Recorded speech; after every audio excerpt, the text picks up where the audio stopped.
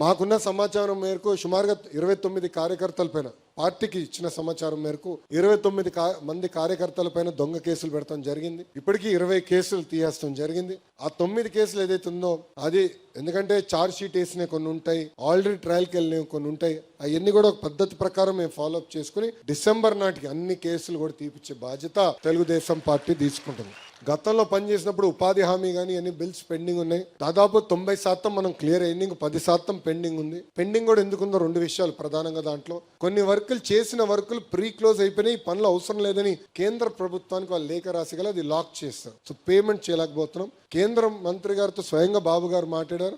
దానికి ఒక విధానం ఎతికి దాన్ని ఎట్లా చేయాలని దానిపైన కొంత వర్కౌట్ చేస్తున్నాం. రెండోది విజిలెన్స్ పెట్టి చేసిన మంచి పనులు కూడా 10%, 15%, 20% హోల్డ్ చేశారు. ఆ విజిలెన్స్ ఎంక్వైరీ పూర్తి చేస్తున్నాం, చేసి ఆ డబ్బులు తిరిగి ఇప్పించే బాధ్యత కూడా మేము తీసుకుంటామని ఈ సభాముఖంగా కార్యకర్తలందరికీ నేను హామీ ఇస్తూ ఈరోజు మనం గెలిచాం.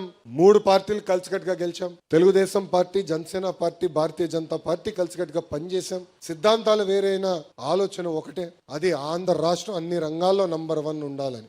వేరే పార్టీలు వేరే సిద్ధాంతాలు ఉండొచ్చు, కానీ మన పార్టీ ఆలోచన ఒకటి ఉంటుంది. ఆ దిశగా మనం కలిసికట్టుగా ముందరికి వెళ్తున్నాం. ఈ రోజు ఆంధ్ర రాష్ట్రం డబుల్ ఇంజిన్ సర్కార్ ఉంది. కేంద్రంలో నరేంద్ర మోడీ గారు, ఆంధ్ర రాష్ట్రంలో బాబు గారు ఇద్దరు కలిసికట్టుగా పనిచేస్తున్నారు కనుకనే మనం ఈరోజు ముందరికి వెళ్ళగలుగుతున్నాం. ఈ రోజు ఎంత ఆర్థిక ఇబ్బందులు ఉన్నా సంక్షేమ కార్యక్రమాలు మనం చేయగలుగుతున్నాం అంటే వాళ్ళ సహకారం ఉంది. విశాఖ స్టీల్ ప్లాంట్ మనం కాపాడుకున్నాం అంటే వాళ్ళ సహకారం ఉంది.